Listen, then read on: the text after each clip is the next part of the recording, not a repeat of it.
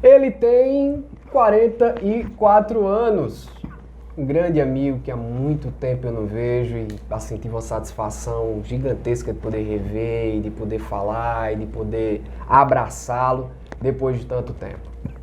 Formado em Direito, sai dos quadrantes aurorenses e ganha o mundo, vai para a Europa. E é esse bate-papo que nós vamos conversar hoje. Hoje comigo, cara a cara, Ioglébio Leal. Seja bem-vindo. Obrigado, Jota. É uma honra muito grande. A satisfação é minha. Ou é um sonho. Sempre foi um sonho estar aqui com você. Que coisa boa. Já. Roda a vinheta.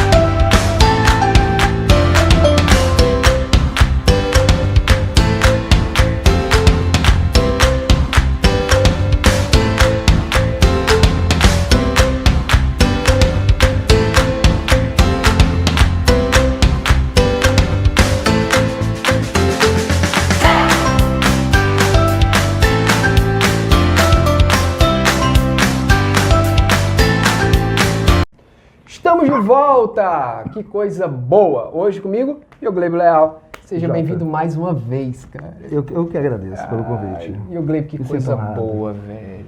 Que Ô, Jota. bom, cara, ter você aqui. Era um sonho estar aqui com você. A satisfação é minha. Era um sonho contar a minha história, Jota. Que coisa boa. E Eu você? acho.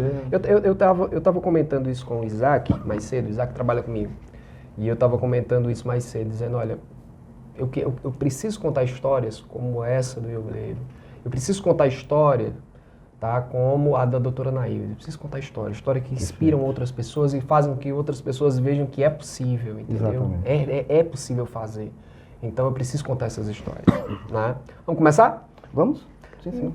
Me diga, vamos começar pelo começo, me diga quem é Ioglébio Leal. Ioglébio Leal é um revoltado, não, vou usar um termo mais leve aqui, né? Eu sou um inconformado com as injustiças sociais. Foi o que me levou a sempre transformar a minha vida, sabe, Jota? Eu nunca me conformei com o que o sistema moía com os jovens, né? Eu nasci em 80, eu vi muitas desigualdades sociais aqui na nossa cidade, no estado do Ceará, e depois no país quando comecei a migrar. E me causava, eu pensava, como é que eu posso colaborar com isso, né? Eu me sentia um revolucionário no meu mundo ali, tentando buscar pessoas que pensassem similar ao que imaginavam, né? E na adolescência vinham várias dúvidas. Que carreira? Porque todo jovem tem que buscar, a gente é cobrado para buscar uma carreira, né? Sim. E eu pensava, quando eu via o sofrimento de alguém, eu pensava, como é que eu posso ajudar? De que forma? Porque existe muita cultura do medo, né? Pós-regime militar. E aí eu sou aficionado em história, né? As disciplinas que eu mais amava e amo até hoje.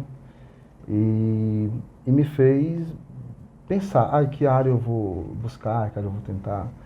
E pelo acaso e por uma afinidade eu escolhi o direito. Hoje eu sou advogado. Escolheu direito e é advogado. Sou advogado. Mas Ioglébio é filho de quem? Eu sou Para filho as pessoas saberem. Eu sou filho de Fransquinha Leal, professora. Grande professora Fransquinha Leal. Minha mãe foi professora aos 17 anos de idade. Começou limpando o colégio. Quando eu limpava o banheiro, a minha avó, que era merendeira, tinha muita dó, não queria que ela passasse por isso e limpava por ela. Existia muito essa parceria entre as duas, né? Que coisa interessante. Família muito humilde, família da minha mãe. E a família Leal sempre buscou... Era uma família que lia muito, sabe? Uma família muito liberal, muito aberta, sem preconceito, sem racismo. E eu me identifiquei muito com a família Leal, né? Que vacina até hoje. Eu me lembro da tua mãe no Monsenhor, velho. Eu me lembro dela trabalhando no Monsenhor. Né? E assim, tem uma coisa particular da tua mãe que eu sempre achei muito bacana, porque ela dava aula à educação infantil. Exato. Né? E o trato, a forma de tratar, o jeito de tratar, a forma que ela tratava as crianças, e eu via muito disso, eu achava isso assim muito massa. Porque antes de qualquer coisa, ser professor, Ioglébio, é ter vocação, é ter dom para isso. É dom. Tem que ter dom para isso daí, sabe? E ela tinha. não só ela, mas uma série de outros professores da época, mas ela principalmente, sabe? E eu achava isso muito mágico mesmo. Exatamente. Mas fala também do teu pai também. O meu pai foi um comerciante, empreendedor, né? Eu sempre fui Eu era oposto a ele, porque meus colegas lá em Fortaleza, quando eu fiz minha formação, quase toda lá, ele dizia, você é um rebelde, né? Era muito rebelde. Mas um rebelde para a transformação. E eu pensava diferente do meu pai, e hoje eu me considero um rebelde moderado. É isso que eu queria lembrar no começo. Não é revoltado, sou um rebelde moderado. Em todos os segmentos da vida. Cara. E meu pai era um empreendedor, né? Tratava muito bem minha mãe, um casal apaixonados. Eu acho que a minha veia romântica veio deles, né? Que legal. Cara. Era muito, cuidava muito bem da minha mãe, sabe? Zelava muito por ela, tinha uma grande admiração por ser professora. E foi a vida dele, né? Foi minha mãe. E ela é um empreendedor. Ele teve, aqui, eu acho que a nova geração que não sabe, né? Que comenta, teve um primeiro posto de gasolina no Araçá. Os contemporâneos dele disseram, não, esse é o segundo posto, porque o primeiro posto foi do meu pai, o posto de gasolina, bandeira Shell, de trás do fórum, aliás, no terreno do fórum, na realidade. O é de trás, que é perto, que hoje é o depósito Cé Dilson, salvo engano. E foi o primeiro posto Shell, meu pai teve um posto com 26 anos de idade. Aqui em Olha só, posto de gasolina, abastecia toda a cidade. Que legal. E o Gleb tem irmãos? Nós somos em 5. Eu tenho 4 irmãos. Meu pai teve uma primeira família, num casamento não bem sucedido. E todos meus irmãos moram em São Paulo. Inclusive um já migrou para cá, retornou, está em Juazeiro do Norte. É advogado também. É o irmão mais novo, por parte de pai, né? Então nós somos em 5. E todos buscaram uma carreira diferente, né? Desde a televisão, tem um que é diretor de câmara agora, que é um dos mais velhos. Minha irmã foi para a saúde. Outros seguem o segmento empresarial e todos, como bom aurorense, aí tentam se virar lá fora. Né? Que massa, velho. E os outros meus irmãos estão aqui, estão espalhados pelo Brasil também. Que bacana. Legítimos. Que bacana, que bacana. Vamos começar falando sobre a Aurora, né? Porque Ioglebio nasce em Aurora? Não, por incrível que pareça. Ioglebio nasceu aonde? Eu acho que eu peguei o mesmo caminho da minha mãe. Minha mãe nasceu em Fortaleza, só nasceu e veio. Eu falo para meus amigos que eu nasci no barro, eu sou barrense, eu nasci no barro, respirei lá e expirei aqui. Aconteceu comigo a mesma coisa. Eu nasci em Missão Velha, mas meu pai disse que foi só uma respirada lá e uma respirada cá. O resto foi trocar fralda aqui em Aurora. Todo o processo foi que só fui nascer lá mesmo, até mesmo porque a Aurora, nesse período, estamos falando da década de 80, né, 78, 79, 80, Isso. Né, não tinha os recursos, né, velho? Não tinham. As mulheres aqui que precisavam dar à luz, elas tinham que sair daqui para outra cidade, para outro lugar. Exatamente, já não tinha ultrassom, não tinha nada. Não tinha um recurso médico, não tinha nada. Era muito defasado. Né, tinha que se virar na Rua das Parteiras aqui. E aí era um negócio complicado. Exatamente. E por uma sorte divina, meu pai tinha muita influência por ser comerciante, sempre foi muito... eu chamo de amizade, bem quis, pelos amigos, meio político, meio comercial. Meu pai não é de levantar só bandeiras, várias bandeiras. Né? Minha mãe já era mais recuada em relação a campanhas políticas, por exemplo. Mas minha mãe é ligada ao social. E mesmo assim, com toda essa influência que ele tinha, ele viu que, para você ver, né, tem situações que enxergamos que a estrutura não é suficiente. E ninguém se arrisca, vendo que a estrutura não é, em deixar uma gestante ali nas mãos de um ambiente que não existe essa tal estrutura. Então ele me levou no barro, que era menor que a Aurora e tinha todas as condições para gerar o feto, que foi o meu caso. E tem que ser assim, né? Barro. Eu conheço uma série de pessoas que nasceram em Lavras da Mangabeira. Em Lavras, olha só. Que na ocasião era menor, talvez no mesmo porte de Aurora, e já tinha essas condições. Beleza. Nasci na Aurora, nasci no Barro, mas vim para Aurora. A infância toda foi aqui. A infância toda aqui. E estudou aqui? Estudei aqui. Foi muito inusitado, porque a minha salvação, como eu era muito rebelde nas ideias, né? Claro. Mas não de praticar qualquer ato de vandalismo na cidade. Eu participava muito de grupos teatrais, com Erivan, meu primo. Nossa. Deve conhecer. Demais. Né? Erivan é um gênio, ele merece todo o destaque. Grande artista. Então, Erivan escrevia o roteiro, produzia, nós fazíamos, e tinha um grupo que inclusive, eu posso falar o nome dele aqui? Pode. O Lamarque Dias. Sim. Eu conversei com ele em certo momento, eu não sei se eu já estava na Alemanha, e eu falei para o Lamarck, olha, tem uma história muito rica em Aurora que tá enterrada e vocês não sabem, que era um grupo, na época existia muita cópia do Sul e Sudeste, e nós fazíamos algo bem parecido. E existe um grupo chamado Balão Mágico, que foi criado nos anos 90, em 91 para 92. Um dos padrinhos um advogado, não recordo bem o nome, e ele apadrinhou na época. Os advogados eram contada dele aqui em Aurora, né? Demais. Então era uma Bem classe pouquinho. muito... eu estou feliz que agora aumentou. Eu sou um apoiador, né? Eu sou um apoiador. E ele apadrinhou a gente, de condições financeiras, e nós fomos financiados também pela Unicef. Que coisa Unicef, boa. Velho.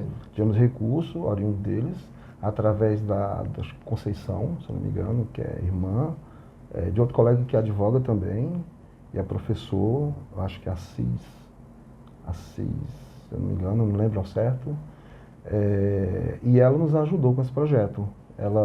Eu acho que ela cuidava da Associação São Francisco e nos conseguiu esse recurso na época. Que bacana. Então, na minha infância, eu vivia entre o mundo mágico, assim, das artes, né? A gente tinha essa ligação fazia dublagens, peças teatrais amadoras, porque a Aurora era muito rico em produtos amadores, né? Sim.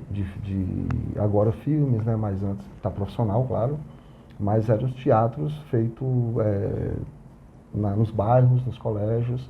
E nós chegamos a apresentar que era... O bacana de se ver, João Paulo, o bacana de relembrar isso aí é você reencontrar os colegas ainda vivos, graças a Deus, e todos eles lembram de como é que era a fase. E olha, tem fotos, nós temos registro. Tem uma menina aí chamada, apelidada de Biu, que é Ana Maria. Ela iniciou esse projeto com a mãe dela, na época, em saudosa memória, a dona Inês, e com recursos próprios. E nós começamos a lograr êxito na época e apresentamos em Souza, na Paraíba. Rapaz, umas crianças de 10, 12 anos. Eu não sabia nem o que era Aurora Velha, né? Para dizer, eu não conheço bem o bairro São Benedito. A gente foi até a Paraíba, então foi um grande sucesso, assim, uma festa particular, eu acho que um clube muito solicitado lá, de BNB. E daí a gente saiu fazendo shows aqui na Aurora inteira, na BA, então era um sucesso, era uma febre na época. E foi um sonho que foi criado dentro de casa, na casa de Biu, da minha amiga Biu, e na cozinha dela, e a Edvan produzia, e todo mundo topou. Aí a gente fazia uma cópia da Xuxa, tinha a Xuxa, que hoje está em Brasília, essa colega fazia a Xuxa, a Mara, aí tinha a Angélica, a gente fazia cópia, esses artistas nem sonham, né? A gente se inspirava. Então a TV era a maior fonte de inspiração. Hoje a internet, a galera não imagina que era a TV que nos inspirava e influenciava, né? Sul e Sudeste. Mas, Glebe, você me mostra um cenário que eu também participei, da época, né? Os teatros, a dança, você falou, né, do Assis Severo. Assis Severo, né? Assis Severo, que inclusive foi meu aluno. Sério? O Assis, né? E depois meu colega de trabalho, trabalhamos juntos e tudo mais. Né? Do Lamarck também foi meu aluno. E depois nós fomos contracenar juntos e essa coisa toda. O Lamarck é um querido, tá? Mas você está me mostrando um recorte temporal da década de 80, como os movimentos artísticos aurorenses amadores em efervescência, em ebulição, e ainda vamos ter uma série de grupos. Eu fundo o Luzes da Ribalta, anterior já tinha como é o nome do grupo dos meninos, velho? Tinha uma série de grupos nessa época, o Atos, o grupo Atos, que era o Nardelli, que estava à frente dele, ainda no processo da Semana Universitária de Aurora, quando existia a Semana Universitária, quando tinha a Semana Por isso Universitária. que eu sou rebelde, porque a Semana Universitária me chamava muita atenção. Pois Eu é. quero falar sobre isso. E é muito bacana esse processo. Eu, particularmente, sou um grande defensor que a Semana Universitária voltasse a acontecer novamente. Porque era uma semana muito bacana, uma coisa. Claro. Mas o que eu quero lhe perguntar é, como é que o Glébio fica nessa situação? Porque é filho de professor. Sim, sim. Né? Eu também fui filho de professor. Então, filho de professor, velho, tem que estudar. Não tem. Muita pressão. Tá? E aí, assim, ou estuda, porque não tem. Minha mãe dizia, não tem um problema nenhum de você fazer teatro, de você fazer música, você fazer o que você quiser fazer. E agora você vai estudar. Né? Acontecia contigo isso também? Olha, era obrigação em casa. Era obrigação. Eu não sei porquê, com meus irmãos eu acho que foi mais leve. Minha mãe, ela tinha uma preocupação muito grande com a minha formação, né? Ela me inspirava. E eu não entendi os métodos de ensino dela em casa. Ela dizia assim, você tem que estudar debaixo do pé de laranja. Eu odiava, cara, aquilo. Estudar debaixo do pé de laranja. Porque ela não era aquela professora, aquela mãe que mandava ir para a sala e pronto. Não, acabou, vai terminar a formação lá. Não, eu chegava em casa e eu tinha inspiração de ver minha mãe corrigindo prova, marcando, Jota, pelo diário, que é diário amarelo ainda. E aqui tudo me inspirava, né? No começo, porque eu tinha um problema de visão, ainda tenho, e eu tinha astigmatismo muito alto, e eu sentia muita dor, assim, nos olhos, pontos reflexos, quando eu estudava de manhã. A nossa cidade aqui em Aurora tem muito sol, né? Muito sol. Então batia pelas frestas ali da janela do Monsenhor, e quando refletia nos meus olhos eu ficava cego. Mas eu nasci com uma grande vontade de estudar, sempre foi, eu nunca tive dificuldade. Porque minha mãe dizia, minha mãe era muito calada na realidade em casa, coisa que as pessoas não sabem. Eu convivi pouco tempo com minha mãe, cara. Eu só convivi 17 anos. É muito duro lembrar dela, sabe? E minhas tias, as tias dela na realidade, porque ela era a única mulher de casa, eu tenho mais 2 tios que moram em Fortaleza, então é uma família muito pequena da minha mãe. E as tias dela, que eram muito apegadas, diziam que ela lia pra mim, ela grávida, ela pegava até hoje tem esses livrinhos, e minha mãe lia vorazmente. E para quem não sabe, ela foi premiada pela Biblioteca Nacional do Rio de Janeiro, como das melhores leitoras cearenses da região do Cariri, só que mãe tinha muito medo de avião. Não aceitou e recebeu o prêmio. E tinha lá em casa o registro ainda, na época que ela me mostrou, né? Depois de longas conversas, minha mãe era discreta, ela fazia as coisas e não publicava. E ela foi premiada pelo colégio, Monsenhor, acho que as contemporâneas dela devem confirmar isso. E ela não foi por medo de avião e com medo de sair de Aurora, porque ela, meu Deus do céu, se eu vou para Juazeiro, ela tinha aquela bolha da década de 90, 80, 90. Poxa, se eu sair de Aurora é muito longe, é perigoso, né? Todo mundo se resguardava aqui, Jota. Então ela deixou de receber o prêmio, ficou o nome dela no vazio, no ostracismo lá no Rio de Janeiro, mas ela tinha sido premiada.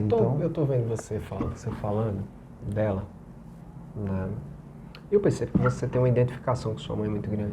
Muito. É quase é mais do que uma paixão. Quase uma devoção que você tem por ela. Verdade. Eu já, para você ter ideia, eu já conheci pessoas, eu me apaixonei por pessoas porque eu achava parecido com minha mãe. Né? Já aconteceu comigo. É o jeito, cara. E é uma situação um pouco crítica porque às vezes você faz algumas cobranças que não tem nada a ver com a pessoa, né? É o jeito dela, a forma dela.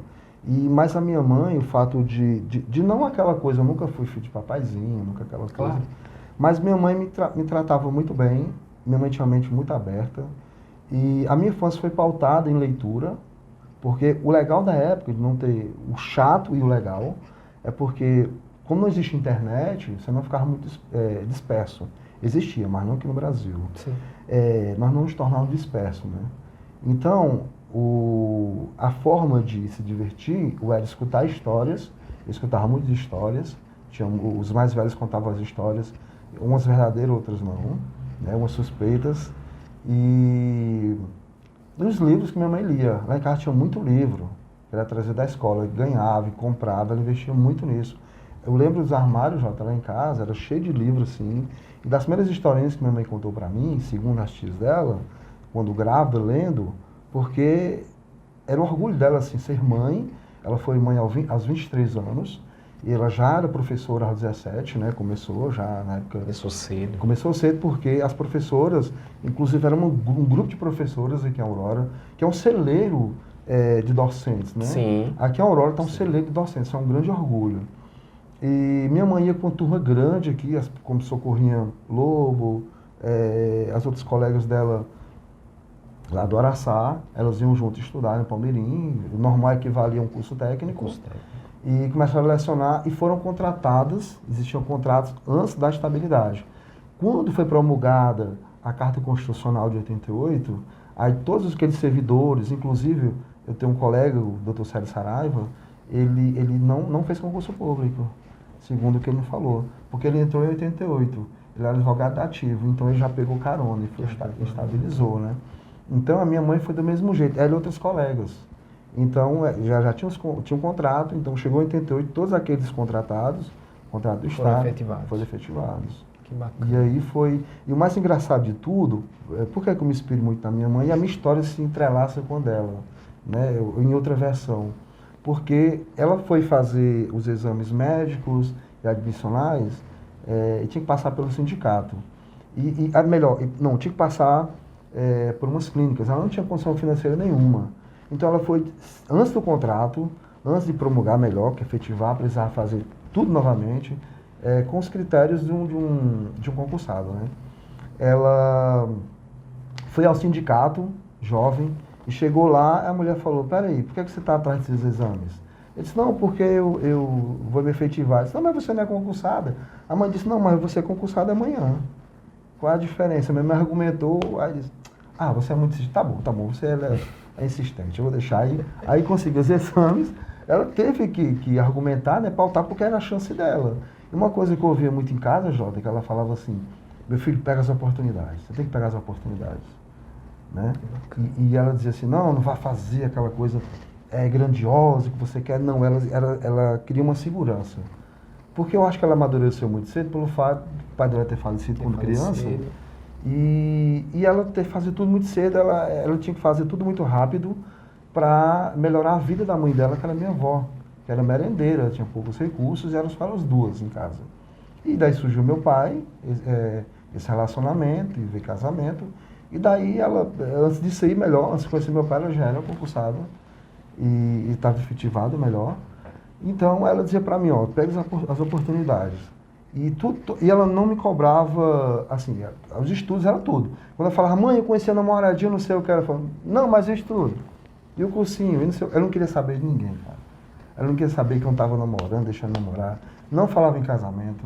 Ela queria que eu fizesse a minha graduação. Melhor, ela me dizia assim, eu cobrava, estimulava, faz concurso público. E o mais engraçado que ela queria que eu entrasse no banco, eu não sei porquê, porque eu odeio números.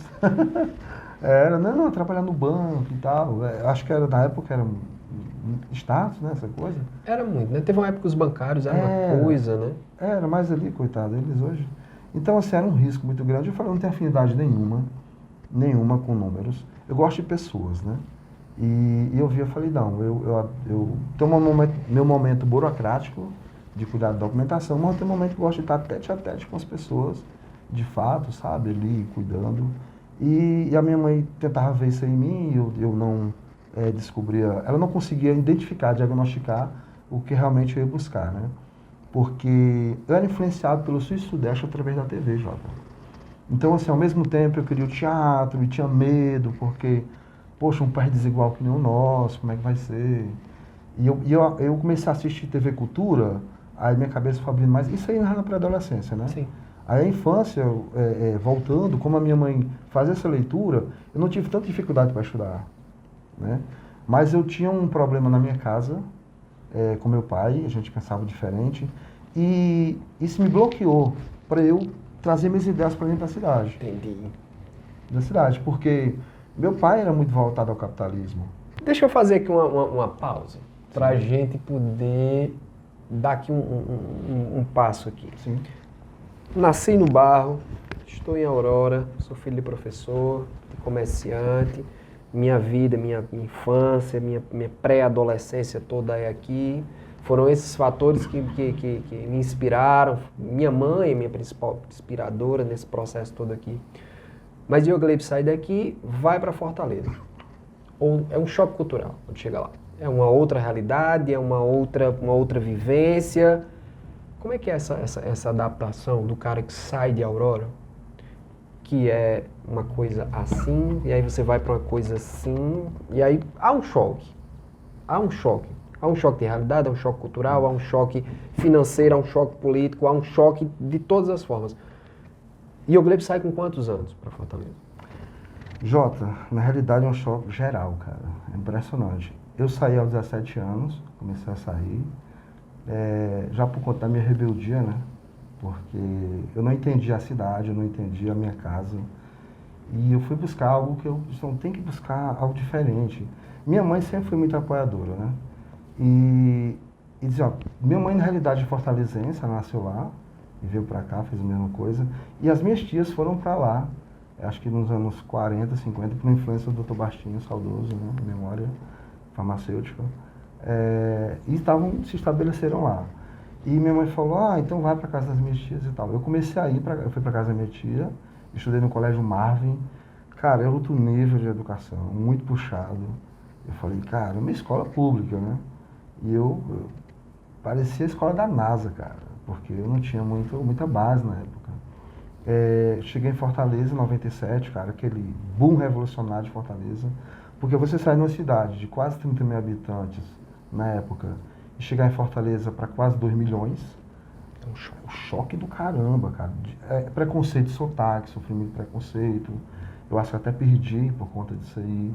Sabe, era muita pressão psicológica pelos primos, muito bullying, porque existia aquele preconceito de ser do interior, o sotaque chamava atenção, aquela coisa toda.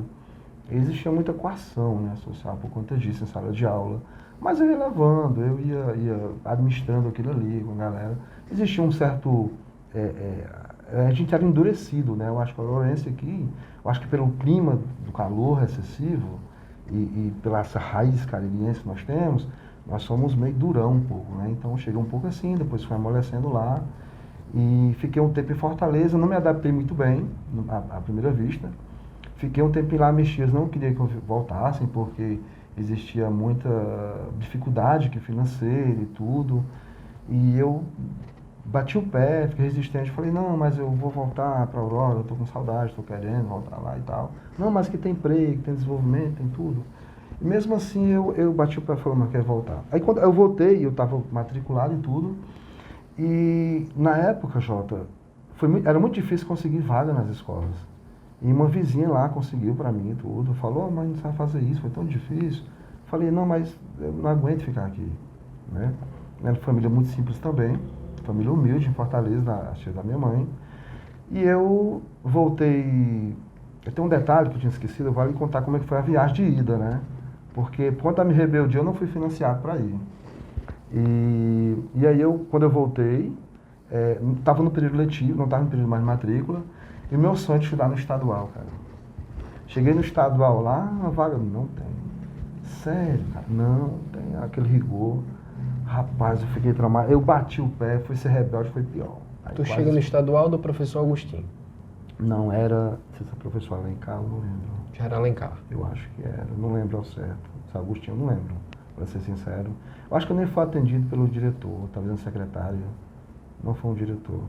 E eu fui de professor, né? Mas assim não tinha regalias. Aí eu falei, poxa vida, como é que eu vou terminar meu ensino médio? Aí a minha salvação, cara, eu não lembro quem foi que me falou, um dos colegas, disse, cara, fala com Tereza Frazão, Tereza de Marculino, sim, né? Tem a Senec lá, você pode estudar e tal, ela de boa, ela vai conseguir. E eu fiquei preocupado, e o meu medo era não terminar meu ensino médio. Meu medo era não ter minha formação, não poder ler mais, não poder aprender. Na verdade era aprender, né? Eu tinha uma coisa dentro de mim incutada que tem algo mais aí dentro para explorar. Algo mais, cara. E eu pensava, poxa, cara, eu não quero fazer atividade manual. Uma coisa, minha mente, ela pensa milhões de coisas ao mesmo tempo, Jota. Ela não para, não consegue. Em qualquer lugar do mundo que eu esteja, eu estou pensando em tudo. Sou muito ligado à filosofia. E quando eu chego, eu vou falar com a Tereza, ela diz, nada que uma mensalidade não resolva. Aí pronto. Que massa. E ela matriculou, eu foi uma felicidade muito grande, porque eu não sabia da história tão rica da Senec, quem foi o fundador da Senec, hoje eu fiz uma pesquisa, e pretendo fazer um projeto, já dando aqui uma deixa, em relação, quero contar a história desse grande revolucionário da Senec, desse criador da Senec, desse fundador, que é a Escola das Comunidades. Que foi inspirado, eu vou um pouco mais longe, nas escolas alemãs aqui no Brasil.